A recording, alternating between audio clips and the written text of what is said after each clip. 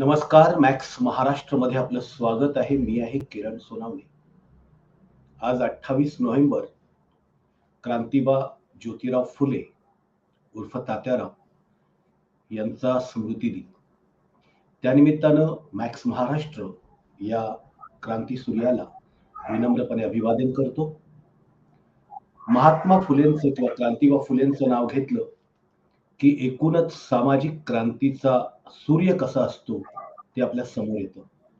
महात्मा फुले हे फक्त बोलके सुधारक नव्हते, तर ते करते सुधारक होते. आणि त्यामुळे त्यांना अभिवादन करण्यासाठी आज आपण इथे लाईव्ह आलोय आणि आपल्या या संदर्भात बोलण्यासाठी आपल्या सोबत लता प्रतिभा मधुकर, डॉक्टर लता प्रतिभा मधुकर या आपल्या सोबत आहेत. लताजी, स्वागत आहे तुमचं मॅक्स महाराष्ट्रमध्ये. थँक्यू, धन्यवाद आणि जिंदाबाद. जय भीम, जय ज्योती, जय सावित्री. हा, महात्मा फुले यांची आता स्मृती दिन आहे. तर आजचा जो काही काळ चालू आहे, ज्या पद्धतीनं ज्या काळात म्हणजे क्रांतीबा फुल्यांनी काम केलं, तो काळ तर प्रचंड प्रतिगामी लोकांचा होता आणि त्या काळात सुद्धा अतिशय धैर्यानं आणि ताकदीनं काम या पती पत्नीनं केलं आणि एक मोठी चळवळ उभी केलेली. आजच्या काळाकडे पाहताना तुम्हाला नेमकं काय वाटतं क्रांतीबा फुल्यांच्या संदर्भामध्ये? एकतर तुम्ही मला इथे बोलवलत मॅक्स महाराष्ट्रावर आणि अगदी समयोचित असं अशा वेळी बोलवलं की जेव्हा खरोखर आजूबाजूला सगळीकडे अंधार आहे. ज्या काळामध्ये पेशवाईचे संपूर्णतः व्रण होते आणि अस्पृश्यता कळसाला पोचली होती, अशा अंधारामध्ये अक्षर गिरवणारे हे दोघ जण, हे दाम्पत्य. आणि आज महात्मा ज्योतिबा फुलेंचा स्मृती दिवस 28 नोव्हेंबर 1990 आणि त्याच्यानंतर 1997 पर्यंत सावित्रीबाईंनी त्यांच्या सत्यशोधक विचाराचा वसा घेऊन कायम तो चालवला. त्या काळामध्ये एक विधवा होणं म्हणजे सती जाणं, केशवपन अशा प्रकारचं संपूर्ण जीवन होतं उच्चवर्णीय स्त्रीचं. त्या काळात ही बहुजन ओबीसी ज्या आज म्हणतो त्या शूद्र समाजामध्ये जन्माला आलेले महात्मा ज्योतिराव फुले आणि सावित्रीबाई फुले यांची आज आठवण होणं अपरिहार्य आहे. कारण 2014 ते 2023 पर्यंतचा हा जो काळ आहे, या काळामध्ये पुन्हा एकदा धर्मांधतेने, म्हणजे त्या काळात जसा पेशवाईचा कळस झाला तसा या काळात धर्मांधतेचा कळस आहे. आणि त्या काळामध्ये आज महात्मा ज्योतिराव फुले आणि सावित्रीबाई यांचे विचार किती समयोचित आहेत, किती प्रसंगोचित आहे आणि आपल्या सर्वांसाठी ते किती मार्गदर्शक आहेत ते कळू शकतं. परवाच संविधान दिवस झाला. आज आपल्याला 28 नोव्हेंबरला महात्मा ज्योतिराव फुलेंचा स्मृती दिन आहे. मला सर्वात पहिल्यांदा तुम्ही म्हटल्याबरोबरच एक कवितेच्या सारख्या ओळी सुचत गेल्या. मला असं वाटलं की महात्मा ज्योतिराव फुले मला केव्हा केव्हा आठवतात, जेव्हा जिल्हा परिषदेच्या शाळा पूर्णपणे बंद केल्या जातात. केवळ 19 संख्या आहे पटावर आणि 20 संख्या पूर्ण झाली नाही म्हणून अशा 20,000 शाळा बंद होतात. आणि त्या 20,000 शाळा म्हणजे 3 लाख, आपण जर म्हटलं तर 80,000 असे एवढे विद्यार्थी ते पटावरून पूर्ण काढून टाकतात आणि बंद करतात. आणि हे दोघ जण, एक विद्यार्थी किंवा एक विद्यार्थिनी शाळेत आली तरी शाळा सुरू ठेवतात. भिडे जेव्हा शाळा पूर्णपणे बंद पाडतात, भिडेंची शाळा पूर्णपणे ब्राह्मण समाज जो त्या तिथल्या ज्या मंदिरासमोर आहे दगडूशेठ हलवाईच्या, तिथे त्यांनी संपूर्णतः शाळा बंद पाडली. त्यावेळेला फुले स्वतः उस्मान शेख आणि फातिमा शेखांच्या सोबत जाऊन त्यांच्या घरी आपली हे पूर्णपणे शाळा उघडतात.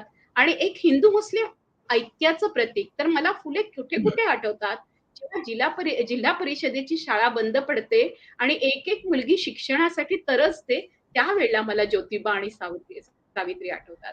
मला तेव्हाच ज्योतिबा आणि सावित्री आठवतात, जेव्हा इथे लव जिहादच्या नावावर दंगे होतात आणि हिंदू मुस्लिम ऐक्याच्या याला प्रश्नचिन्ह पडतं.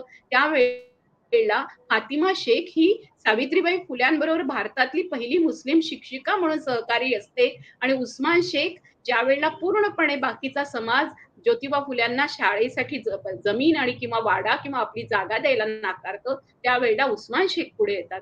हे हिंदू मुस्लिम ऐक्याचं प्रतीक आजच्या काळामध्ये जेव्हा सांप्रदायिकता वाद विरोधाला लागला आणि आपण बघितलं की अगदी मॅच मध्ये सुद्धा केवळ जय श्रीरामचे नारे लागत होते, जय हनुमान चालीसा म्हटलं जात होतं.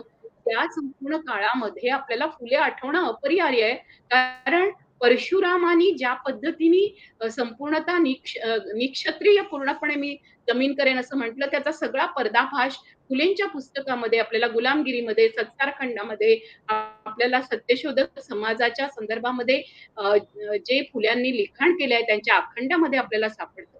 ज्यावेळेला शेतकरी आता पूर्णपणे किसान आंदोलन उभं राहिलं, त्यावेळेला या किसान आंदोलनात मला ज्योतिराव आठवले आणि आताही आठवतात. कारण किसानो का कोडा, शेतकऱ्यांचा आसूड घेऊन इंग्रजांना सांगायला गेलेत आणि स्वतःच्या डोक्यावर शेतकऱ्याची पगडी आणि शेतकऱ्याचा पूर्ण वेश घेऊन, घोंगडी घेऊन फुले तिथे गेले आणि शेतकऱ्यांचे प्रश्न मांडले आणि सरकारला विचारलं. आज ते प्रश्न आजच्या आपल्या सरकारला सुद्धा कायम आपण विचारतोय, की शेतकऱ्यांच्या विरोधामधले कायदे का? हंटर कमिशनच्या समोर फुले जातात. पूर्णपणे शिक्षणाच्या संदर्भामध्ये एक संपूर्ण पूर्ण पीठिका मांडतात. त्यांचं मॉड्यूल तयार करतात, ज्याला आपण म्हणतो आज पाठ्यक्रम. त्या पाठ्यक्रमामध्ये गणितापासून, भूगोलापासून ते समाजशास्त्रामध्ये हा जो पुराण कथांचा इतिहास होता तो नाकारून ते संपूर्णतः पुढे येतात आणि ते शिक्षणाला महत्त्व देतात. जेव्हा शिक्षणाचं महत्त्व सरकार काढतंय, त्यावेळेला त्यांचं खरंच आहे, विद्येविना मती गेली, मतीविना गती गेली, गतीविना वित्त गेले, वित्ताविना शूद्र खचले. हे जे सगळे अनर्थ एका अविद्येने घडवले, हे जे फुले म्हणतात, ते फुल्यांच्या सगळ्या उक्ती त्यांनी केलेला संपूर्णतः एक वेगळ्या प्रकारचं तत्वज्ञान त्यांनी जे ब्राह्मणवादी पितृसत्ता नावाचं सिद्धांत मांडलं, ज्याला आज संपूर्ण जगभरामध्ये असं म्हटलं जातं, म्हणजे कोणाच्या लक्षातही नाही येत. जसं ग्रामशीचं तत्वज्ञान आपण म्हणतो, की सबाल्टन इतिहासाचं तत्वज्ञान आहे. तर आज रिसर्च मेथोडॉलॉजीमध्ये फुल्यांचं ब्राह्मणवादी पितृसत्तेच्या विरोधातलं जे संपूर्ण तत्वज्ञान आहे, ते आज दलित, बहुजन आणि जिथे समावेशाचं राजकारणाच्या संदर्भामध्ये अभ्यास होतो, इंटरडिसिप्लिनरी, तिथे फुल्यांचं हे तत्वज्ञान वापरलं जातं. तिथे आपल्याला महात्मा ज्योतिबा फुले आठवतात. तर फुलेंच्या आठवण्यासाठी किंवा आपण नुसतं मी आपण साधं व्हीटीला म्हणजे सीएसटीला गेलो. सीएसटीला गेल्यावर क्रॉफर्ड मार्केटमध्ये गेलो आणि आपल्याला लक्षात येतं, अरे बापरे! टाइम्स ऑफ इंडियाची बिल्डिंग, अरे बापरे! ही व्हिक्टोरिया टर्मिनसच्या जवळची बिल्डिंग. हे सगळं कंत्राटी काम फुल्यांकडे होतं. या फुल्यांना क्रॉफर्ड मार्केटमध्ये इथे लोकांनी महात्मा पदवी दिली. म्हणजे लोकांनी पदवी देणारा महात्मा आपल्या संपूर्ण देशात एकच होऊन गेला, तो म्हणजे महात्मा ज्योतिराव फुले. आणि तिथे आपल्याला त्यांची आठवण झाल्याशिवाय राहत नाही. म्हणजे आज फक्त मंडईपुरता फुले ठेवू नये. म्हणजे कबीरा खडा बाजार में सारखं सावित्रीबाई यांचं नाव जरी पुणे विद्यापीठाला दिलं तरी जर अथर्व शीर्ष चालत असेल तिथे, तर सावित्रीबाईंची फुल्यांचे अखंड हे कुठेही शिकवले जात नाही आणि फुल्यांचं गुलामगिरी शिकवलं जात नाही. ते मात्र बराक ओबामा इथून घेऊन जातात आणि तिथे त्याचा अभ्यास होतो. तर फुले रिलिव्हन्स म्हणजे जेव्हा आपण म्हणू की आजच्या काळातलं रिलिव्हन्स काय आहे, तर त्याच्या काळातलं रिलिव्हन्स फुले आंबेडकरवादी, फुले शाहूवादी, फुले पेरियारवादी विचार आहे, जो समतेचा आहे, समानतेचा आहे, स्वातंत्र्याचा आहे, मैत्रीचा आहे, करुणेचा आहे आणि धर्मनिरपेक्षतेचा आहे. म्हणून मला वाटतं की फुल्यांचं रिलिव्हन्स हे तशा अर्थाने कालातीत आहे ज्योतिबांचं. त्याच्यामुळे आजच्याच फक्त काळात नाही, तर मला बरोबर वाटतं आहे. अजून असंख्य कुठलीही वर्ष समस्या समोर आली की बरोबर आहे, कुठलीही समस्या जर समोर आली तर तिथे फुले आपल्याला उभे असलेले दिसतात. मग कामगारांची संघटना असेल तर कामगारांसाठी लढणारे म्हणजे फुले आपल्याला दिसतात. बरोबर. किंवा अनाथांचा प्रश्न असेल तर तिथे आपल्याला फुले दिसतात. महिलांचा प्रश्न असेल तिथे फुले आपल्याला उभे असलेले दिसतात. शेतकऱ्यांचा प्रश्न असेल तिथे सुद्धा आपल्याला फुले उभे असलेले दिसतात. एवढं सगळं असल्याच्या नंतर सुद्धा आज मात्र फुलेंना ज्या पद्धतीनं तुम्ही पाहत असाल की ज्या पद्धतीने त्यांचा उत्सव व्हायला पाहिजे, त्यांना स्मरण करायला हवं, तसं काही होताना दिसत नाहीये. किंबहुना आपल्याला असं दिसत आहे की दिवसेंदिवस फुलेंचं जे तत्वज्ञान आहे त्यालाच काउंटर करणाऱ्या शक्ती सुद्धा समोर येताना दिसत आहेत. अगदी तुम्ही बरोबर बोललात. म्हणजे आता उदाहरण घ्या. उदाहरण हे आहे की न्हाव्यांचा संप केला फुलेंनी. ज्योतिरावांनी न्हाव्यांचा संप केला. ज्योतिरावांच्या नेतृत्वामध्ये न्हाव्यांचा संप का झाला? एरवी लोक आपल्याला वेतन मिळावं म्हणून संप करतात. लोक आपल्या स्वतःच्या मागण्यांसाठी. पण पूर्ण जगामध्ये असा हा अभूतपूर्व संप आहे की ब्राह्मण स्त्रिया, उच्चवर्णीय स्त्रियांचं केशव पण होऊ नये म्हणून न्हाव्यांनी संप केला की आम्ही त्यांचे केस भादरणार नाही. त्या विधवा झाल्यावर आम्ही त्यांचे केस भादरणार नाही. आज आपल्याला असं दिसतं की मंडल आयोगामध्ये खरं तर न्हाव्यांना आरक्षण असून सुद्धा जाऊन सरकार दरबारी आरक्षण मागावं लागतं शिक्षणात. त्यांना मागावं लागतं आरक्षण नोकरीमध्ये, त्यांना राजकारणामध्ये आरक्षण मागावं लागतं. पण ह्या न्हाव्यांसाठी एक उच्चवर्णीय स्त्री पुढे येऊन उभी आहे असं दिसत नाही. म्हणजे फुलेंना नाकारणं सुरू आहे, पण फुल्यांना स्वीकारण्यासाठी फुले माहिती असायला हवे ना. फुले पाठ्यक्रमातून काढून टाकले गेले.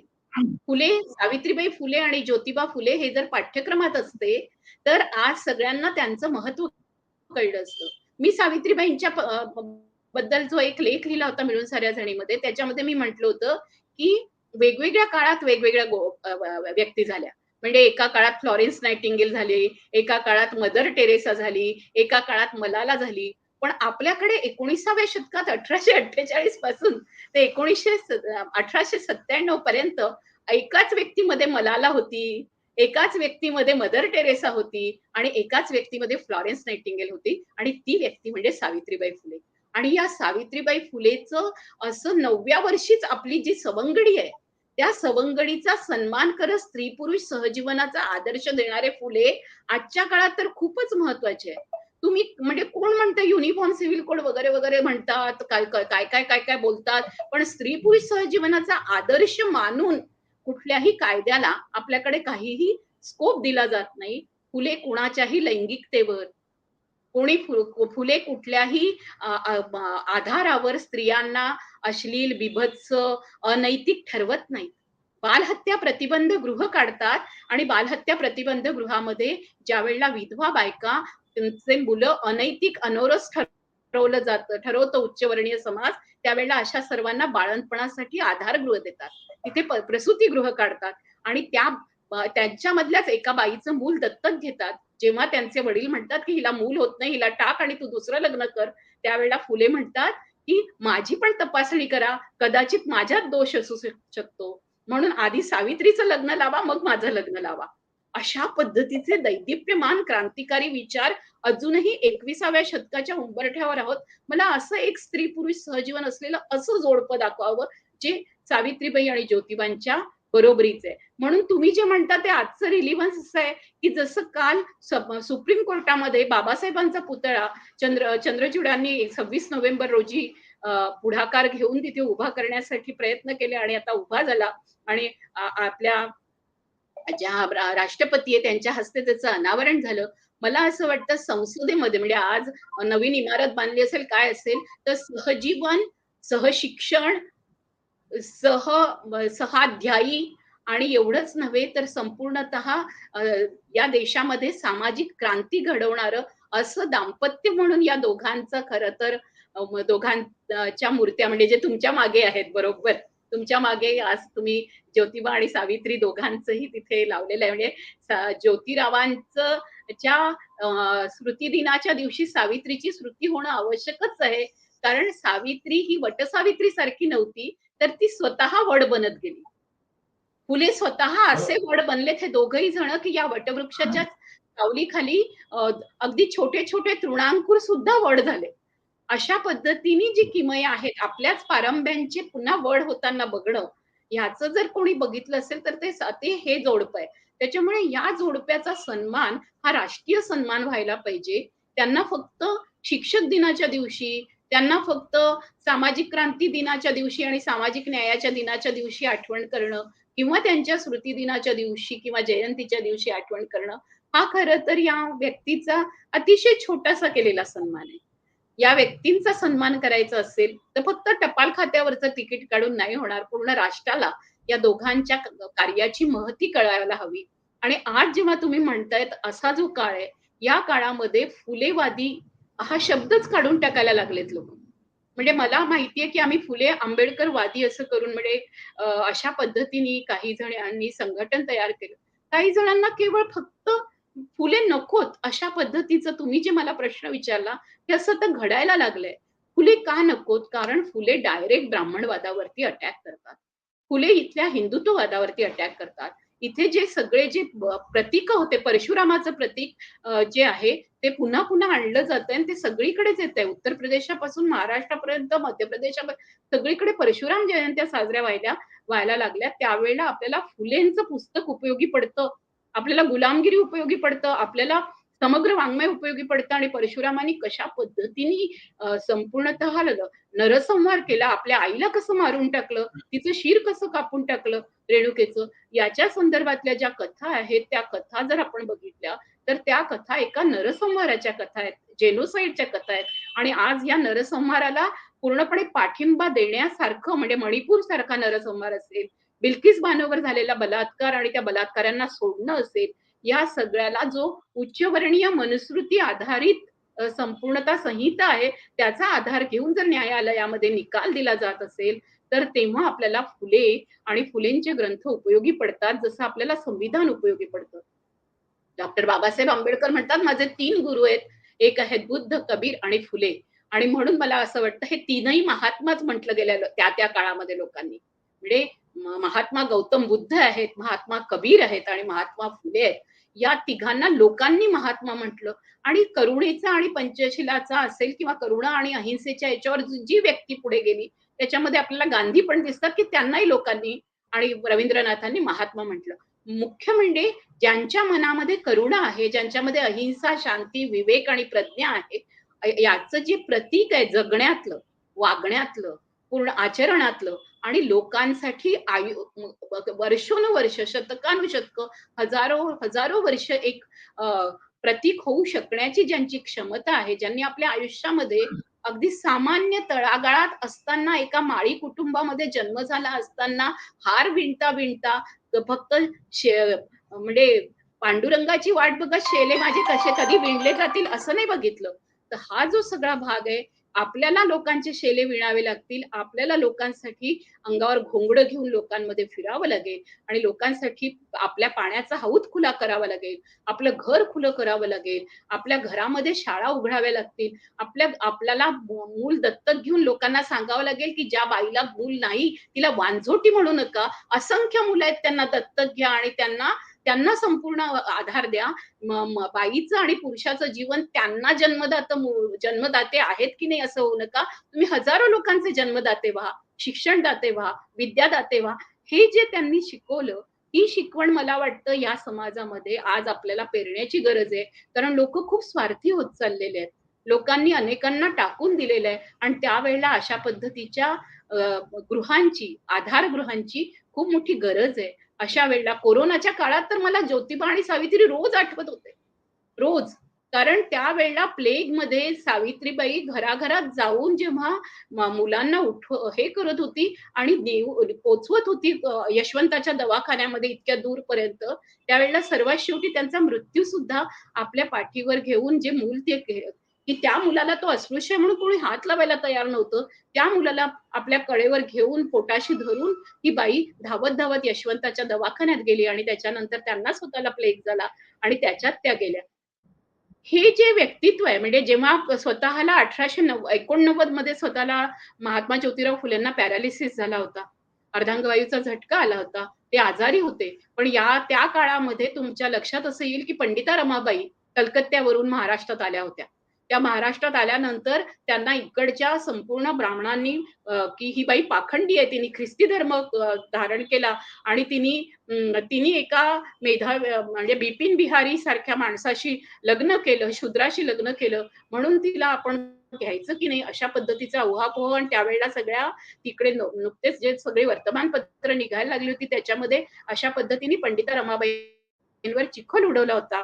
आपल्या अंथरुणावरून सुद्धा महात्मा ज्योतिराव फुल्यांनी त्यावेळेला लेख लिहिला आणि पंडिता रमाबाईंच्या साठी तुम्हाला बळवंतराव आणि ज्योतिबाचा जो संवाद आहे त्याच्यामध्ये समग्र वाङ्मयामध्ये तो तुम्ही वाचलात तर तुम्हाला कळेल की ते बळवंतरावाला म्हणतात, "अरे, पंडिता रमाबाई सारखी स्त्री शोधून सापडणे नाही. इतकी विद्वान स्त्री आहे आणि तिला आपल्याला संपूर्ण पुण्यामध्ये तिला गौरवाने आणि सन्मानाने तिला आणलं पाहिजे. तिचा सन्मान केला पाहिजे." आपल्याला लक्षात येतं, की त्यांनी संपूर्णतः जगाला, आपल्या कुटुंबाला तर मोठं केलंच, पण ज्यांना जगाने त्यातले नाकारलं विनोद पण त्यांनाही स्वतःच्या विनोद पण घरामध्ये करतात. घेतलं. मिश्किलपणे पण बोलतात, की "बरी पंडिता रमा वाटली, मला ब्रँडी प्यावीशी वाटली." त्या काळामध्ये म्हणजे त्या काळात हो, सुद्धा म्हणजे अगदी. महात्मा फुले त्या मोठ्या काळात प्रमाणात सुद्धा तिथल्या अगदी त्या बरोबर. तर गोष्टी निष्ठुरपणे बोलून त्यांनी हां, त्यांची सगळी बघा, ते कुभांड आहे हां, ब्राह्मणांनी रचलेलं हां. त्यावेळेचं, ब्राह्मणवाद्यांनी. त्यावेळेला बरोबर आहे. त्या दुसरा एक कुभांडाला ते प्रश्न पूर्णपणे दुसरा एक प्रश्न हां. दुसरा एक प्रश्न यातनं निमित्त आठवतो मला, की आता आपण ही सगळी चर्चा करतोय. तुम्ही अ, महात्मा फुले आणि सावित्रीबाई फुलेंचं इतकं सगळं गौरव सांगतात, इतकं सगळं महात्म्य सांगतायत. पण अजून पण जो समाज म्हणजे ज्या समाजासाठी त्यांनी काम केलं, तर त्या समाजातनं म्हणजे प्रामुख्याने ओबीसी समाजातनं आजही त्यांना पाहिजे तितकी मान्यता नाहीये. किंबहुना आत्ता कुठे माळी समाजामध्ये त्यांच्या जयंत्या आणि पुण्यतिथ्या साजऱ्या व्हायला लागलेल्या आहेत. यापूर्वी तर त्या सुद्धा होत नव्हत्या.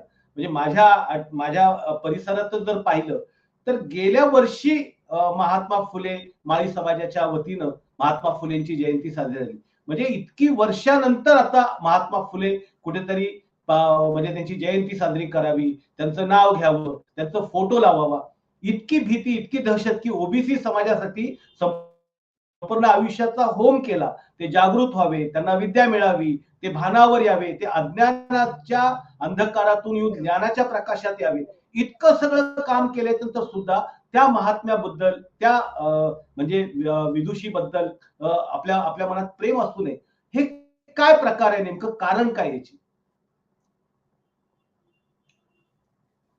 एक तर मला काय वाटतं, की अ, म ज्यावेळेला तुमच्या बाजूनी तुमचे आई-वडील उभे राहतात ना, त्यावेळेला समाज उभा राहतो. तर आपल्याला आपल्या लक्षात असं येतं, की महात्मा ज्योतिराव फुल्यांचे वडील खूप घाबरलेत. ते समाजाला घाबरलेत. त्यांनी माळी समाजाला म्हणजे आपण आता जातीच्या बाहेर पडू, आपल्याला वाळीबाहेर टाकलं जाईल याची जी भीती आहे, ती भीती त्यांना वाटली. म्हणजे माझ्या लक्षात असं आलं, तुम्ही अगदी बरोबर म्हटलं, की मागच्या वर्षी किंवा त्याच्या काही आधीपासून आपल्याला दिसतं, की महात्मा फुलेंची जयंती माळी समाज साजरा करायला लागला किंवा ओबीसी हो, समाजामध्ये फुले आता माहिती व्हायला लागले. याचं हो. मुख्य कारण हे पण आहे, की आपण फुलेंना स्वीकारलं. तर मला आठवतं मी 1983 मध्ये पी-एच-डीसाठी मुंबई विद्यापीठामध्ये अर्ज केला. मी त्यावेळेला पूर्णवेळ कार्यकर्ता म्हणून मुंबईमध्ये काम सुरू नव्हतं केलं. मी खरं 78 पासून पूर्णवेळ कार्यकर्ता आहे चळवळीची. पण जेव्हा मी केलं तेव्हा मला त्यांनी विचारलं, की "तुझं आडनाव असं म्हणजे तू कुठल्या-कुठल्या जातीची?" असं त्यांनी मला विचारलं. दुसरा हं. प्रश्न मला त्यांनी केला, मी जेव्हा म्हटलं, की मी 19व्या शतकातील मराठी नियतकालिकांमधील स्त्रीविषयक अभ्यास करत होते. तर मी त्यांना म्हटलं, की याच्यामध्ये खूप साऱ्या नियतकालिकांमध्ये जे इंग्रजांनी काढलेले आहेत, त्याच्यामध्ये आपल्याला फुले दिसतात. पण मराठी नियतकालिकामध्ये फुले आपल्याला कुठेच दिसत नाही, असं कसं? तर मला हं. माझ्या होणाऱ्या त्यावेळच्या गाईड म्हणाल्या, त्या मुंबई विद्यापीठाच्या त्यावेळच्या प्रमुख होत्या. त्यांनी जी कॉमेंट केली, ती कॉमेंट अशी होती, की फुलेंनी साहित्य लिहिलंच नाही. फुले हां, हां, साहित्यिक हां. नाहीत. मी म्हटलं हां, तृतीय रत्न? ते म्हणाले, "नाही, ते नाटक नाही. विष्णूशास्त्री चिपळूणकर हेच पहिले निबंधकार. हां. सावित्रीबाई आणि ज्योतिबा निबंधकार असू शकत नाहीत. त्यांचं जे काही आहे ते पूर्ण अश्लाघ्य आणि बीभत्स लेखन आहे." अशा पद्धतीने त्यांनी मांडणी केली होती. हां. त्यावेळेला तर ते मी अगदी मनावर घेऊन मग मी त्याचा अभ्यास केला आणि मग हरी नरके आता आपल्यात नाहीयेत, पण त्यावेळेला हरीनी माझ्या त्या ग्रंथावर, मी जो ग्रंथ लिहिला युगप्रवर्तनाचे साक्षीदार, तो अजून अप्रकाशित आहे. खरं तर हरी असता तर त्याचं प्रकाशन आता झालं असतं. पण बरोबर. त्यावेळेला त्या ह्याच्यामध्ये मी अनेक गोष्टी ज्या आल्याच नाहीत 19व्या शतकातल्या मराठी नियतकालिकांनी, ज्याच्यावर पूर्णपणे अन्याय केला. पण ज्ञानोदय मात्र येतं, ज्ञानोदयमध्ये येतं, ज्ञानप्रसारकमध्ये येतं. पण विविध ज्ञानविस्तार किंवा मानसिक मनोरंजनमध्ये येत नाही. हे जे ऐतिहासिक सत्य आहे, ते ऐतिहासिक सत्य मांडणारी जी संपूर्ण नियतकालिक असेल, अभ्यास असेल, संशोधन असेल, तो आपल्याकडे फार नंतर आला. म्हणजे महाराष्ट्र राज्य शासन त्या काळातलं, त्यांनी जर फुलेंचा समग्र वाङ्मय आणलं नसतं, धनंजय कीरांना असेल, यदी हो. फडकेंना असेल, स. ग. मालशेंना असेल, मागो माळींना असेल, हरी नरकेंना असेल, या सगळ्या संपादनासाठी त्यांनी ज्या पद्धतीने सहकार्य केलं, हे सहकार्य राज्यांनी पण करावं लागतं आणि पेरावं लागतं. ते केल्यानंतर त्याची पेरणी झाली नाही. ती जर पाठ्यपुस्तकांमध्ये लहान मुलांपासून झाली असती, तर तुमच्या प्रश्नाचं उत्तर असं आहे, की मग लोकांना कळलं असतं आणि मग सर्व जाती-जमातींमध्ये फुले पोहोचले असते. मला मी ओबीसी जातीमध्ये जन्म आहे माझा आणि तसं म्हटलं तर मी आजकाल खूप खुलेपणाने सांगते, खरं तर लता प्रतिभा मधुकर नाव याच्याकरता, की जात मला सांगावी लागू नये, जात मानू नये. पण लोकं जाती शोधून काढतात. पण आता मी जात याच्याकरता सांगते, की जातीगत जनगणना झाली, तर माझ्या नावातली जात निघेल. फक्त लता प्रतिभा मधुकर लिहिल्याने जाणार नाही. ही माझी खात्री झाली म्हणून. आणि तीही फुल्यांचं सगळं वाचन आणि आंबेडकरांचं वाचन केल्यावर माझ्या लक्षात असं आलं, की माणसं किती झालं तरी खोरबाडून तुमचं रक्त तपासत नाही, पण जात तपासतात. तर तुमचं रक्त खरं तर त्यांना उपयोगी पडत असतं. पण जात तपासून तुमचं सगळंच काही अ, तुम अ, ब अ, प पूर्ण बॅकग्राऊंड तपासतात आणि त्याच्यामध्ये तुमची बुद्धिमत्ता ठरवतात. आणि फुल्यांनी या नेणिवेला धक्का दिला.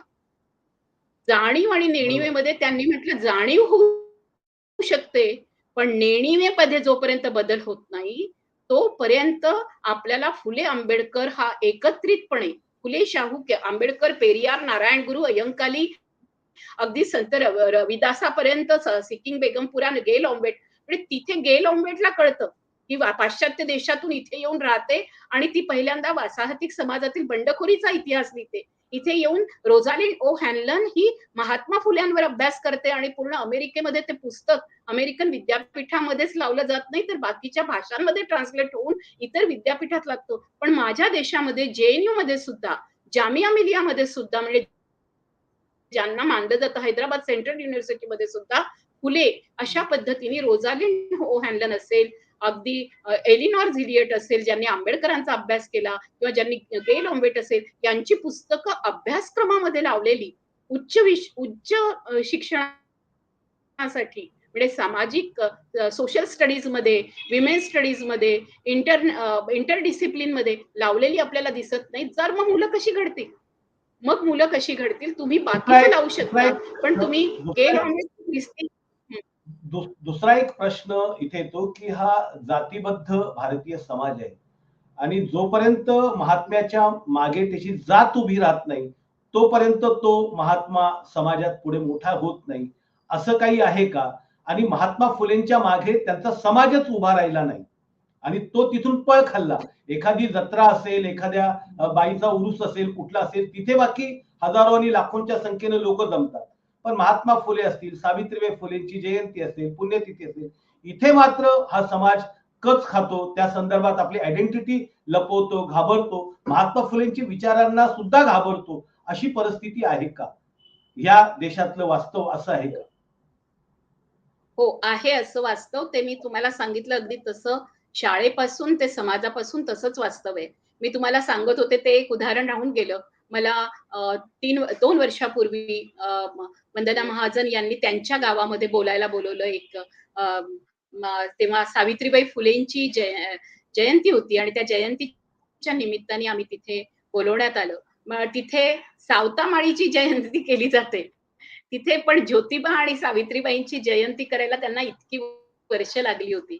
आणि त्यावेळेला वंदनाताई पण खूप परखडपणे तिथे बोलल्या. मी तर खूपच परखड बोलणारी आहेच. तर मी तिथे त्यांना म्हटलं, म्हणजे मी त्यांना तेव्हा त्यावेळेला सांगितलं, की म्हटलं, "मी सुद्धा म्हणजे फुलमाळ्याची नसेल, पण पानमळ्याची मी 12ही जातीत जन्माला आली आहे. जिथे हां. पानाचे मळे असतात आणि पानाचे तांडे असतात किंवा ज्याला तांबोळी किंवा चौरसिया म्हटलं जातं आणि यांना हा पूर्णपणे मागास समाज होता जिथे शिक्षण पोचलंच नव्हतं कारण ते तांडे असायचे आणि तिथे लोक पूर्ण शेतावरच काम करायचे. तर या समाजाने सुद्धा फुल्यांना स्वीकारलं नाही, फुलमाळ्यांनी स्वीकारलं नाही, कुठलाही दुसरा माळी आणि कुणबी यांनी स्वीकारलं नाही. पण फुले कुणब्यांचं दुःख लिहून जातात, फुले कुळंबिणीचं दुःख लिहून जातात. तरी या लोकांना माहिती नाही की अरे माझ्यासाठी मनासज्जना नाही, माझ्यासाठी पहिल्यांदा कुळंबीण कशी उठते, ती कशी शेण सारवते, ती कोंबड्यांनी आवाज काढल्याबरोबर, आरवल्याबरोबर ती उठते आणि घरं-घरं जात्यावर दळते, पटापट पीठ काढते, भाकरी थापते, ती शेण्या थापते, ती संपूर्णतः सगळं आवरून शेताकडे निघते, ती लोकांच्या घरात मजुरी करते. असं इथल्या बाईचं वास्तव आहे. हे स्त्रीवाद्यांनी सुद्धा नाकारलं. म्हणजे मी तर म्हणते की जातीमधल्या लोकांना जाणीव नाही. जातीमधले लोक पूर्ण जातीसाठी माती खातात आणि शेण खातात हे आपण पाहिलेलं आहे. त्यांना जातीच्या पुढे जाऊन आपल्याला काहीतरी केलं पाहिजे. हे या देशामधलं अतिशय भयानक जात वास्तव आहे आणि म्हणून जाती अंताची लढाई म्हणजे फुल्यांपासून किंवा आंबेडकर पर्यंत जर धर्माचा आपण प्रचंड पगडा धर्माचा प्रचंड पगडा असल्यामुळे महात्मा फुले मागे पडले. धर्म धर्म नावाची गोष्ट काय आहे? या धर्म नावाच्या गोष्टीमध्ये किती खिंडार आहे, याला महात्मा फुल्यांनी छेद दिल्यामुळे महात्मा फुले मागे पडले. महात्मा बरोबर. फुल्यांनी या धर्माचा जो पाया आहे तो मनुस्मृती, श्रुती, पुराण, मथक याच्यावर आधारलेले आणि हे सर्व खोटं आहे. कुणीही पहिल्यांदा चॅलेंज केलं त्यांनी आणि त्यांनी हे दर्शन आणलं पहिल्यांदा, की कुठल्याही पुरुषाच्या, विराट पुरुषाच्या मुखातून ब्राह्मण, खांद्यातून क्षत्रिय, मांड्यातून वैश्य आणि पायातून शूद्र अशा पद्धतीची परिकल्पना करणं म्हणजे हास्यास्पद आहे. कुठल्याही जगातल्या विज्ञानामध्ये काय आपल्याला निसर्ग सुद्धा सांगतो की मूल कसं जन्माला येतं आणि याला त्यांनी आव्हान केलं आणि विवेकवाद आणला म्हणून फुल्यांना नाकारलं गेलं. माणसाला अविवेक चालतो, माणसाला परिकल्पना चालतात, माणसाला कुठेतरी त्या ईश्वर आहे, देव आहे आणि तो मला त्यांनीच माझ्याकडून पाप घडवलं म्हणून तोच माझ्याकडून काहीतरी करून घेईल अशा पद्धतीने चालतं कारण त्याला स्वतःला जबाबदारी घ्यायची नाही. जेव्हा आपण विवेक म्हणतो तेव्हा माणसावर स्वतःवर स्वतःच्या सगळ्या कृत्याची जबाबदारी येते आणि ती बौद्धिक जबाबदारी घेणं, तो विवेक असणं आणि तो विवेक जागृत ठेवत असताना मी कुणाला थापड मारली. आज कसं आहे चाइल्ड राइट्स निघाले ना, म्हणजे आपण म्हणतो की ह्युमन राइट्स मध्ये आपण लहान मुलांनाही थापड मारली तर आईला गिल्टी वाटतं, पण आईला वाटतं तो तिचा अधिकारच आहे. हा जातीने जो अधिकार दिला होता धर्म मार्तंड्यांना, ढोल गवार शूद्र पशुनारी सब हे ताडनके अधिकारी, त्यांना मारा, त्यांचा हिंसाचार करा. म्हणून बिल्किस बानोचे बलात्कारी सुटतात. त्याच्या मागे ही जी संपूर्ण उतरंड आहे जातीची, त्याच्या विरोधामध्ये फुले बोलतात म्हणून फुले पचत नाही. म्हणून फुले कुठल्याही जातीला पचत नाही. ते फक्त माळी जातीला पचत नाही असं नाही. ते कुठल्याही जातीला आणि ज्याला धर्म नावाचं एक अवलंबर केलं, तो हिंदू नावाचा धर्म, तो हिंदू नावाचा धर्मच नाहीये मुळात. ही जी संपूर्ण थिअरी आहे ही फुले मांडतात. म्हणून टिळकांचं त्या काळामध्ये त्याच्यानंतर खरं तर टिळक जन्माला आलेत. म्हणजे फुल्यांची शाळा 1848 मध्ये घातली तोपर्यंत ना टिळक जन्माला आलेत, ना आगरकर जन्माला आलेत, ना पंडित रमाबाई. म्हणजे लोक सुद्धा आपल्याकडे म्हटलं की फुल्यांच्या आधी आगरकर, आगरकर, टिळक अशी नावं घेतात. आणि आपल्याकडे क्रोनॉलॉजिकली पण इतिहास बघितला जात नाही. आर्य समाज, प्रार्थना समाज यांना टक्कर देणारा सत्यशोधक समाज जो अगदी आतापर्यंत नलिनी लडके, कुलवंताबाई झोडगे यांच्या रूपामध्ये आज उपलब्ध होता आणि त्यांनी तितकं काम केलं आणि हा सत्यशोधक समाज सर्व जाती धर्मात पसरला. बघण्यासारखं आहे. मुसलमान धर्मात आहे, ख्रिस्ती धर्मात आहे. सत्यशोधक नाव घेऊन म्हणजे हमीद दलवाईंनी मुस्लिम सत्यशोधक समाज तयार केला. म्हणजे त्यांच्या जातीने त्यांना स्वीकारलं नाही. पण जे विवेकी होते, ज्यांनी सत्यशोधक समाजाचे जलसे केले, म्हणजे प्रार्थना समाज संपलेला तुम्हाला दिसेल, आर्य समाज संपलेला तुम्हाला दिसेल, ब्राह्मो समाज संपलेला दिसेल, पण सत्यशोधक समाज आज तुमच्या आणि माझ्या यांनी पण जिवंत आहे, उभा आहे. कारण विवेक ज्यांनी नाकारला असतील तरी विवेक आणि प्रज्ञा आणि करुणा आणि अहिंसा आणि शांती अशी पंचशिलाची शिकवण देणारा मग स्वतः फुले पण म्हणतात की ते बुद्धाबद्दल बोलतात, ते महम्मदाबद्दल बोलतात, ते ख्रिस्ताबद्दल बोलतात आणि ते म्हणतात की ख्रिस्त महम्मद मांग ब्राह्मणासी धरावे परी हृदयासी, असं एक संपूर्ण सकल आणि सम्यक अशा पद्धतीची करुणा असणारी, पाखर देणारी ही दोन माणसं होऊन गेली. जसं गांधींच्या बाबतीत म्हणत होते आईन्स्टाईन, तसं खरं जर आईन्स्टाईननी फुल्यांबद्दल ऐकलं असतं तर असं सहजीवन असतं हे त्यांना अद्भुतच वाटलं असतं.